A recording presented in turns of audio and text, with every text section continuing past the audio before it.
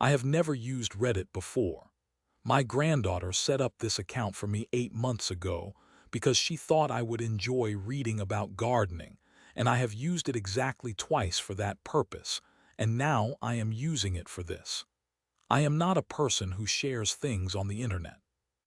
I am not a person who shares things anywhere, which is relevant to what I am about to tell you.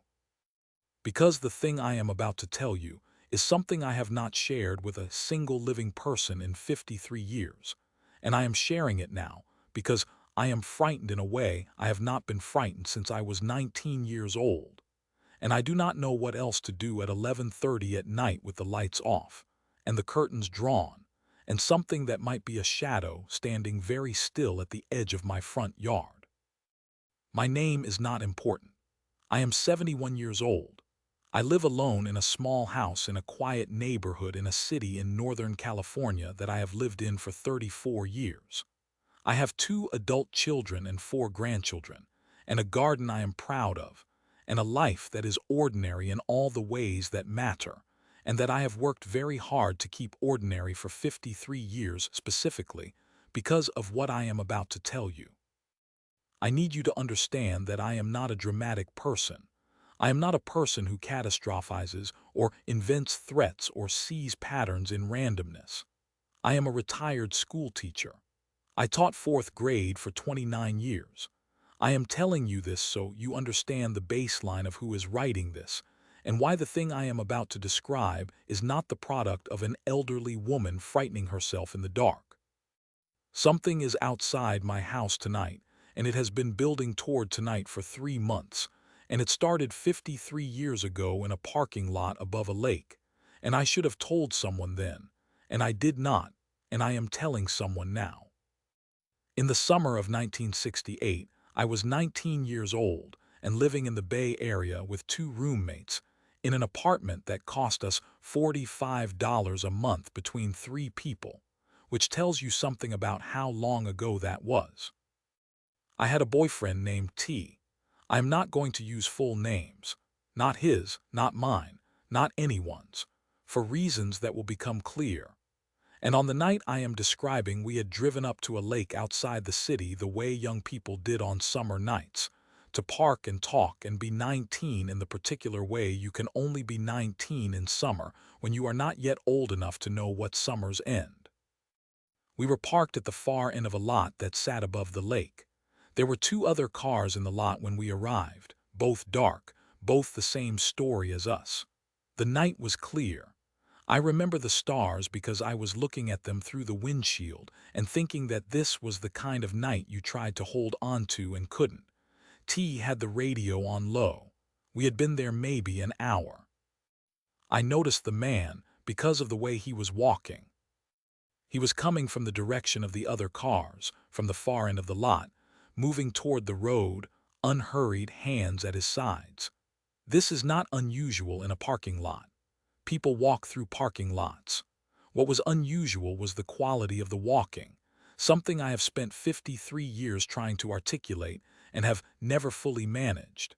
He was walking the way a person walks when they are very deliberately performing the act of walking calmly. There is a difference between a person who is calm and a person who is working to appear calm, and at 19 years old I did not yet have the vocabulary for that difference. But I had the instinct for it, and my instinct registered it immediately.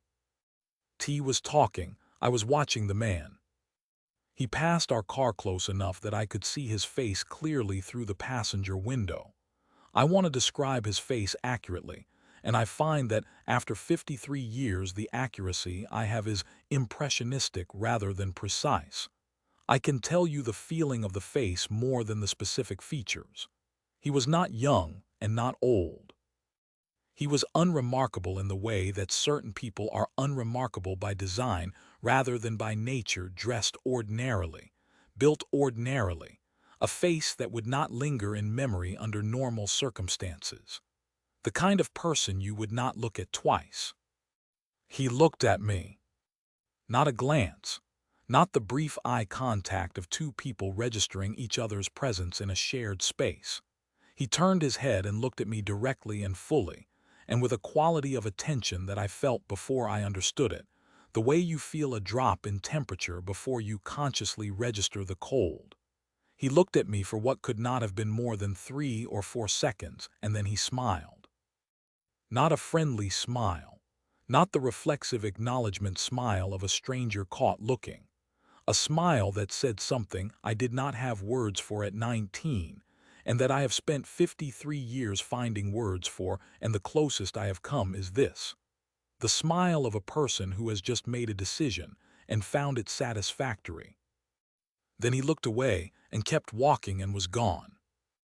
I told T that man gave me the creeps.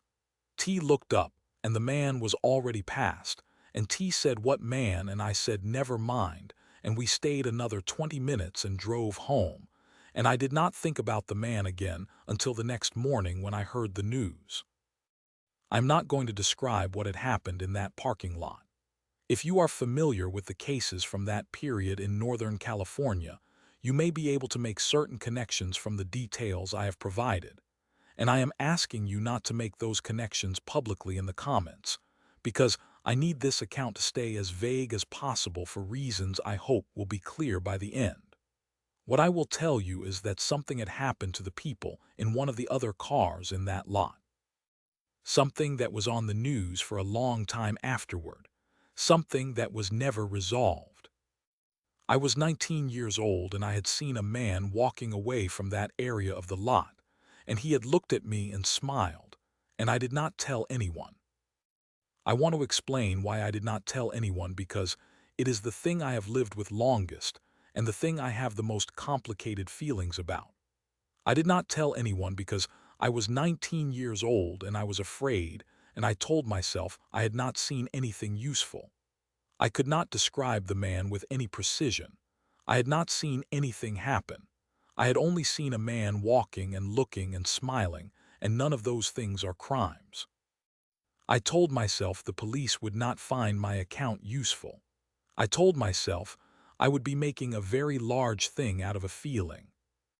I have told myself these things for 53 years. I got older. I moved away. I married and had children and taught 4th grade and grew a garden and built the ordinary life I mentioned, and I carried the memory the way you carry something you have decided not to put down, always present, weight so familiar you stop noticing it, occasionally shifting in your grip to remind you it is there. T and I lost touch eventually. I never told him what I had seen. I never told my husband, who died 11 years ago. I never told my children.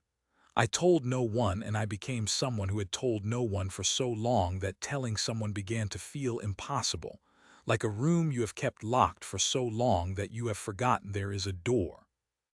3 months ago someone reminded me there is a door. The first letter arrived on a Monday. Standard white envelope, my name and address handwritten on the front in neat block capitals. No return address. I received it without suspicion. I receive letters. I am 71. Letters are not unusual. I opened it at my kitchen table with my morning coffee. Inside was a photograph. A photograph of me, taken from outside my house. I could tell from the angle in the background, the corner of my front garden visible on the left side, the street behind me. I was in the photograph walking from my car to my front door, my back to the camera, taken from across the street. I was wearing the blue cardigan I had worn the previous Thursday. I had not been aware of anyone watching me. On the back of the photograph, in the same neat block capitals, "Still in California." I sat at my kitchen table for a long time. Then I told myself there was a rational explanation. A neighbor's security camera capturing me by accident, and then, what, someone printing it and mailing it to me. The explanation collapsed before I finished constructing it. I put the photograph in a kitchen drawer and spent a week telling myself it was an anomaly, a mistake, something I did not need to escalate. The second letter arrived 8 days later. Another photograph. This one taken from closer, from my driveway, I think, or just outside it. Me in my garden in the morning, kneeling by the flower bed I have been replanting since spring. In the photograph, my back is to the camera, and my head is slightly turned as though I heard something and am about to look around. I do not remember hearing anything that morning. I do not remember almost turning around. On the back, you never said anything. I sat with that for a long time.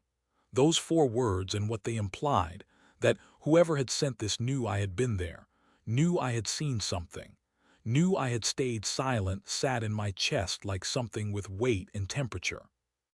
I called my daughter. I got as far as I've been receiving some strange mail, and then I heard myself and thought about what came next, the part where I explained what the letters were referring to, the 53 years of silence I would have to account for, the look on her face when she understood what her mother had carried and never shared. And I said junk mail. Never mind, and changed the subject and hung up and sat in my kitchen alone with the 2 photographs and the weight and temperature. The 3rd letter had 3 photographs. The 4th had 5. They kept coming every 8 to 12 days, always photographs, always of me, always taken from outside my home without my knowledge.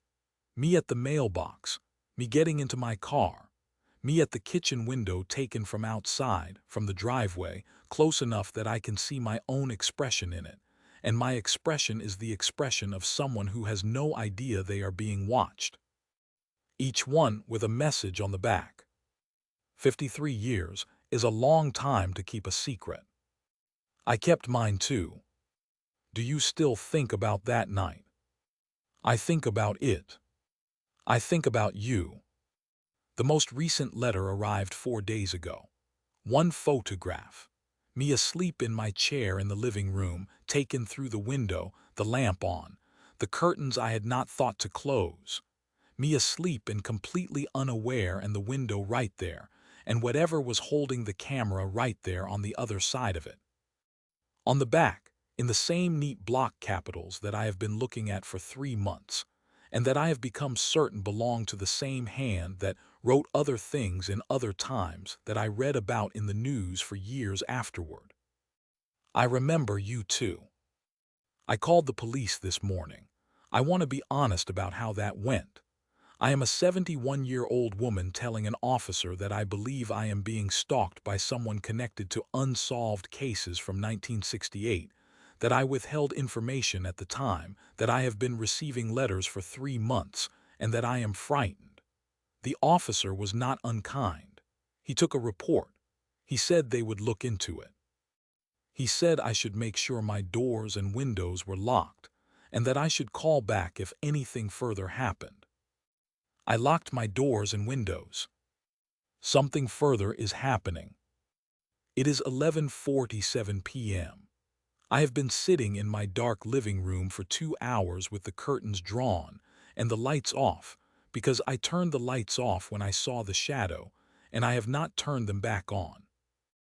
At approximately 9:30, I looked out my front window, the one he photographed me through while I slept, and there was a figure at the edge of my front yard, standing at the property line, which is marked by a low hedge that I planted 12 years ago, standing very still, facing the house.